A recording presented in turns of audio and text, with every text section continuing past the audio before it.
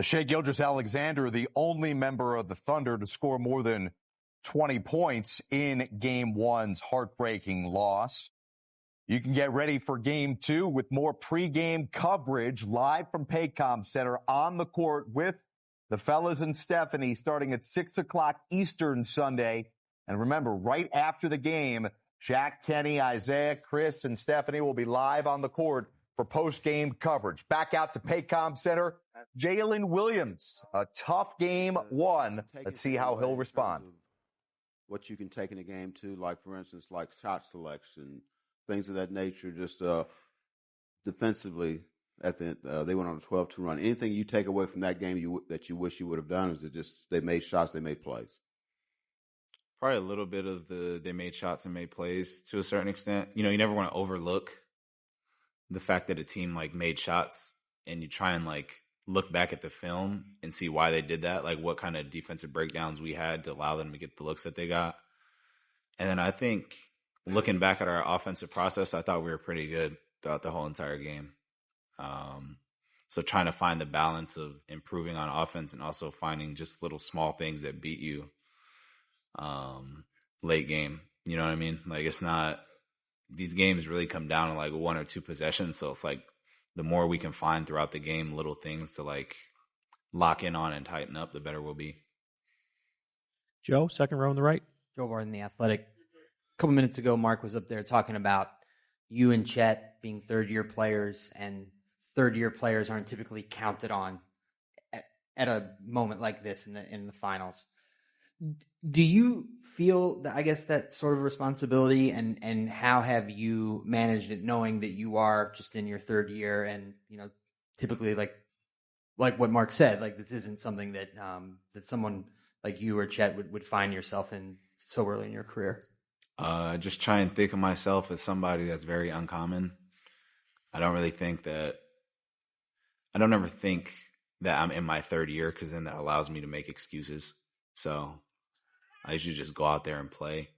Pressure is a privilege, so I enjoy being counted on and doing that. And I just think I've been counted on since, I feel like, last year, to be totally honest, just in regards to like being there for 2 and the rest of the guys. And now we're here in the finals, so I don't really see it that much different. But I never really look and I'm like, oh, it's only my third year. I just think the only time I really think about that is just like there's so much more I can do and how much stuff I can get better at. But I never really try and use it as this is my third year and try and use it as an excuse. You know what I mean? Next row back, Dan. Dan Devine, Yahoo Sports.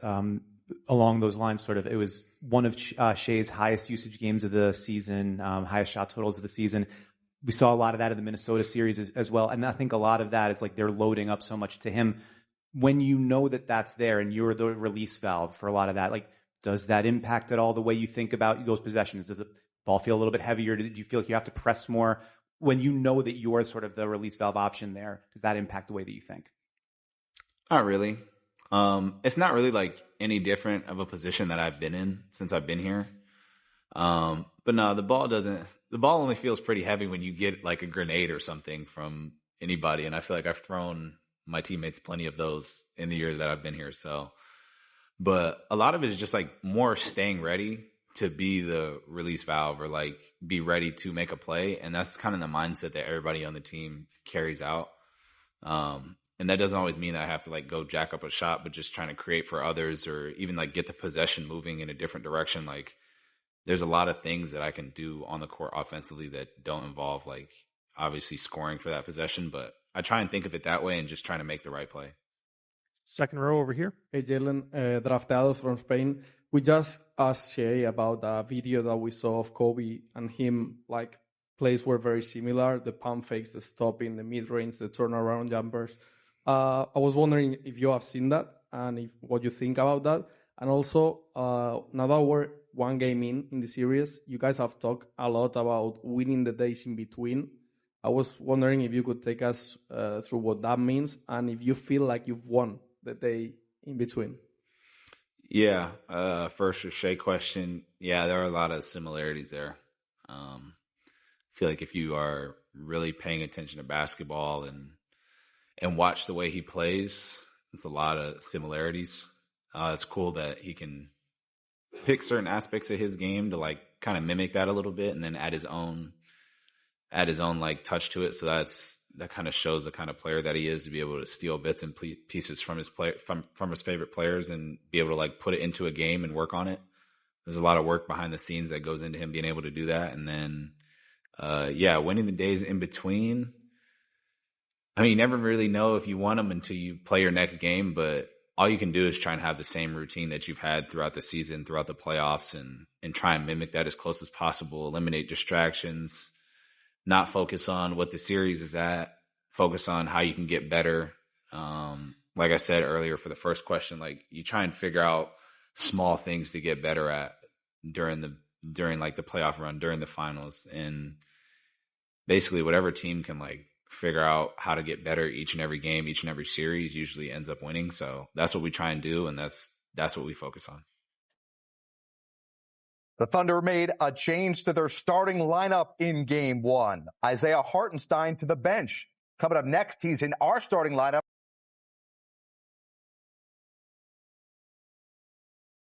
Pretty crazy to think that the Thunder lost despite the fact they took 16 more shots in Game 1 than Indiana.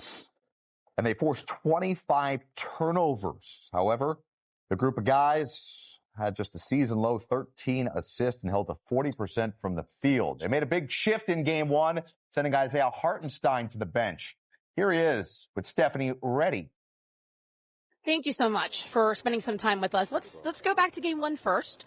I know that you guys have watched film, obviously. So what did you see in the film? What are you learning? I think there was some little stuff that we could have done better. I think throughout the game, we had control over the game, but even in those aspects, there was stuff where we could execute better on defensively.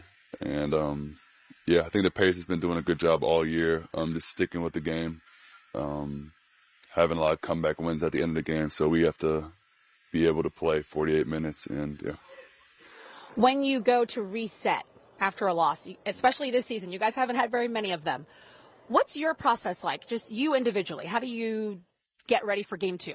Yeah. I mean, just kind of getting the feelings out of it. Just going with the facts. I mean, I think there was a lot of stuff we did good, a lot of stuff we could have done better. But, again, I think especially in the playoffs, you try to get away from the feelings, get away from the ups and downs. I mean, Mark calls it the machine. So get away from like looking too much in the media, because I think when you lose a game, you're the worst team of all time. When you win a game, they call you the next dynasty. So I think we just try to stay focused on what we can control and go from there. That's great. I love Mark. So let's tap into that feelings portion, right? It's the NBA Finals. Like, this is what every kid dreams of that's a basketball player. So at what point did this become real to you? I don't know. I think it still hasn't sunk in yet. I mean, I think, you're in a high-stakes game. I think, we know there's a lot at stake. But, I don't know. I think when the game starts, we've been doing a good job all season where it just becomes basketball again. You get back in the present moment. You get back to just playing the game you love. And, Okay, so how do you see your role? It's been established at this point, right? And I'm sure it changes game to game. So now that you have one game in the finals under your belt, what is your role heading into Game 2? Again, I think we have a unique team, whereas I think we have 7 starters on our team. So there's going to be games where your role changes, and I think my role throughout the series is going to change. The main thing is just physicality, coming in, bringing physicality,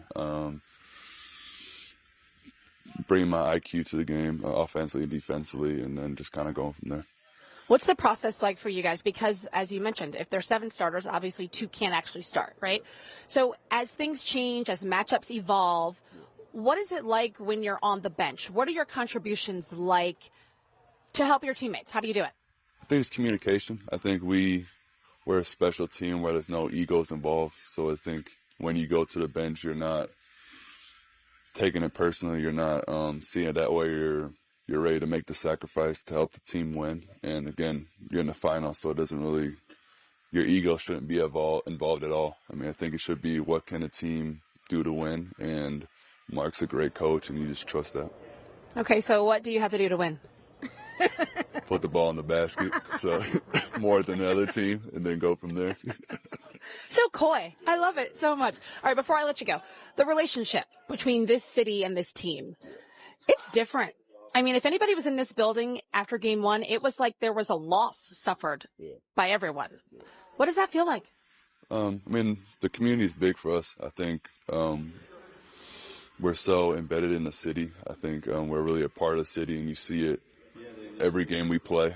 I mean, you see everyone with the white shirts on. You go, no person's too good for the white shirt. I mean, you'll see a 80-year-old with a white shirt clapping and stuff, getting all riled up, and then you'll see like a little kid doing the same thing. So I think they help us a lot. I mean, we take a lot of pride in the community. I think we do a lot of stuff in the community just to make sure that we show our love back to the city. And we also play for them. I think every time we suit up, we put the jersey on. We just don't play for what's on the back of our shirts. We play what's on the front. And so, yeah.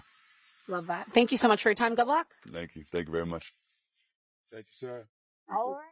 All right, Stephanie, thank you so much. We'll hear from Stephanie with Obi Toppin here in a couple of moments. You know, it's not unusual for the Thunder to change their starting lineup throughout the regular season. While that was the first time in game one they've seen them make an adjustment in the postseason, they did roll with 30 different lineups throughout the course of the regular season with guys like Aaron Wiggins and Cason Wallace getting the start for either Hartenstein or Chet or different things. But I think it's interesting what we've seen against the Pacers' opponents this year in the postseason, right? Cleveland was forced to abandon their double big lineup in the second round series. In the Eastern Conference Finals, the Knicks at times had to go with a single big. And then we saw that lineup adjustment not only to start the game by Mark Daigneault, but the last 3.5 minutes of the fourth quarter, he went with no bigs when Indiana made that comeback. So my question to you is, you live in the house of Haywood. Mm-hmm. Can bigs survive in this series, whether it be Chet Holmgren or Isaiah Hartenstein or both against the Pacers? Bigs can definitely survive, but they have to play well. That's the thing. I don't think Mark Daigneault would have went small down the stretch had Chet been playing well. But if you look at what was going on in this game, right from the jump, seemed like something was off with him. Maybe the moment was a little bit too much. Maybe Chet was a little nervous. But Hartenstein was their best big. Look at that. He had 9 rebounds in 17 minutes. He gave them a lot of oomph and energy inside, made the hustle plays, got a couple of offensive rebounds as well. They played this big lineup for every game of the playoffs except for game one of the finals. So it's something that they know they can go to. Their bigs are very versatile. Both of these guys give you something on the defensive end, can rebound, can guard their yard. So I like them with the double big lineup or a single big, but your bigs have to play well. In game one, Hartenstein played well. Chet, he was missing in action. Look for him to bounce back in game two. And if Chet's playing well, to your point, Jared, that gives them something different. And what makes them truly unique is they can play their bigs on smalls and don't have to worry about helping. Chet can switch over on a point guard. You don't have to worry about sending a double or tilting the whole court. And then at the same time, he's going to give you that rim protection. If Chet is playing at the level that we expect him to play at, where he's shooting a good percentage from the field, where they don't feel like he's an offensive liability, then there's no reason why he can't finish out the game. And I think that would also give a team like OKC a little bit more of an advantage because they did lose the rebounding battle when they went small. I think it was 56-39 in favor of the Pacers. They need those bigs out there to clean up the glass. Yeah, it's crazy. Like, they haven't been a good rebounding team this postseason, which you'd think with 2 7-footers on the floor they would be. Yeah, well, guess what? If you're not rebounding well with 2 7-footers on the floor, guess what happens when you take both of them off the floor? Right. You're going to be a worse version of that. Yeah. And so it really comes down to Chet playing well, establishing himself. Maybe OKC run some action to get a look early on, just get his confidence going. This game is so much about confidence. And right from the jump, Chet missed a couple of shots, started pressing, and he just never really got into a rhythm. And eventually Mark Daigneault went into a different direction. I go to that one play late in the second half where he had an opportunity to dunk the ball, and he just tried to lay it up and couldn't get it to go. Yeah, you can frame it. It's an iconic picture that will live forever in NBA history. Pacers about to take the floor in OKC.